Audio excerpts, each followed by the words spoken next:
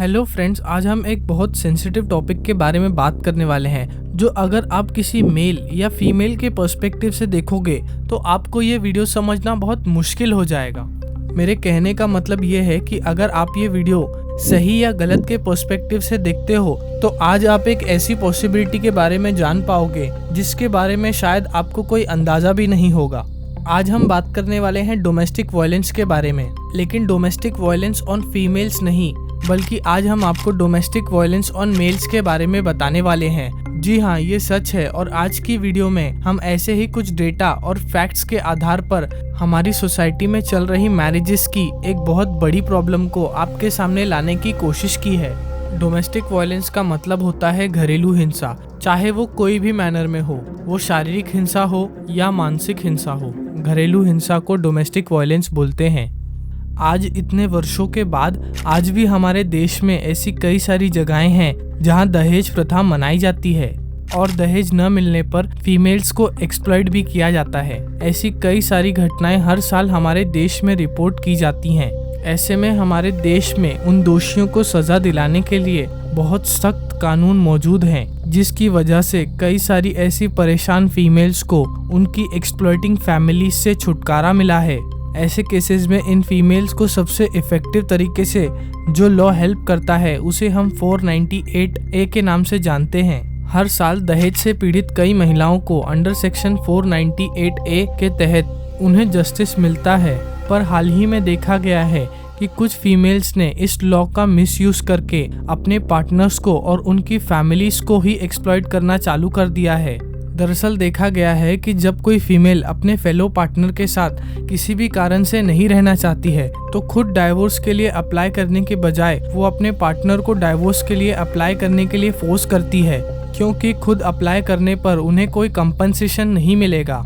और जब कोई मेल सामने से डाइवोर्स करने को अप्लाई करने के लिए मना कर देता है तो उन्हें डाउरी के केस के अंदर फंसाने की धमकी देकर उनसे पैसे एक्सप्लॉइट किए जाते हैं और ऐसे कई तरीकों से उन्हें एक्सप्लॉइट किया जाता है। इस तरीके से ऐसी कई फीमेल्स ने ऐसे पावरफुल और यूजफुल लॉ का मिसयूज करके कई मेल्स और उनकी फैमिलीज का टाइम, मनी, इमोशंस और लाइफ को डैमेज पहुंचाया है।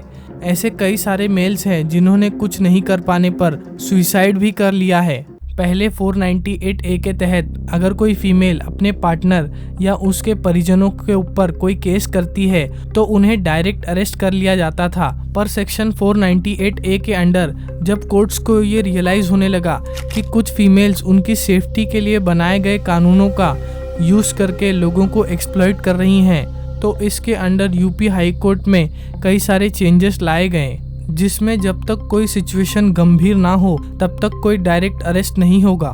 मैं आपको बता दूं, आज भी हमारे देश में इनइक्वालिटी के कारण औरतों पर बहुत सारे अत्याचार होते हैं और उन प्रॉब्लम्स पर काबू पाने के लिए ऐसे कई सारे लॉज भी हैं, पर मेल्स को अपना पक्ष रखने के लिए ऐसा कोई लॉ नहीं है। ये बात तो साफ है कि क्राइम का कोई जेंडर नहीं होता, तो क्यों कई सारे मेल्स अपने आप को नहीं बचा पाते और मजबूरन वो सुसाइड करने का रास्ता अपना लेते हैं। ऐसे में कई सारे मेल्स और उनकी फैमिलीज का कहना है कि कोर्ट्स लड़कों और लड़कियों को अलग तरीके से ट्रीट करती है। उनका कहना ये है कि अगर आर्टिकल 15 में अगर ये लिखा हुआ है कि किसी भी सिटीजन को उसके रिलीजन, कास्ट, सेक्स और प्लेस ऑफ बर्थ के हिसाब से डिस्क्रिमिनेट नहीं किया जाना चाहिए, तो ऐसे लॉज के अंदर क्यों फीमेल्स को एक अपर हैंड दिया गया है।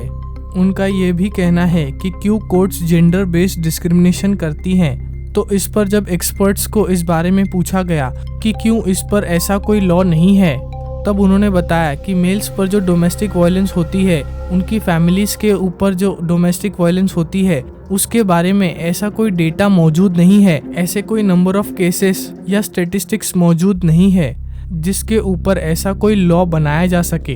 तो इसके अगेंस्ट में ऐसा बताया गया कि जब तक ऐसा कोई लॉ आएगा नहीं तब तक ऐसा कोई स्टेटिस्टिक्स भी तो पता नहीं चल पाएगा। रिपोर्ट्स की माने तो मैरिड मेल्स में से ऐसे 51% मेल्स हैं जिन्होंने अपनी जिंदगी में एक बार तो एटलीस्ट डोमेस्टिक वायलेंस के सामना किया है। कई पीड़ित मेल्स और उनकी फैमिलीज का मानना है एक मेल्स राइट्स कमीशन का फॉर्म कराए जाने से उनके प्रॉब्लम्स को डायरेक्टली सरकार तक पहुंचाया जा सकता है। मैं आपको बता दूं कि आज भी हमारे देश में कई ऐसी जगहें हैं जहां पर फीमेल्स को एक्सप्लॉइट किया जाता है। आज भी दहेज प्रथा चलती है। आज भी हमारे देश में फीमेल्स पूरी तरीके से सुरक्षित नहीं है, पर उन फीमेल्स में से ऐसी भी कुछ फीमेल्स हैं जो इन लॉस का गलत तरीके से यूज कर रही हैं।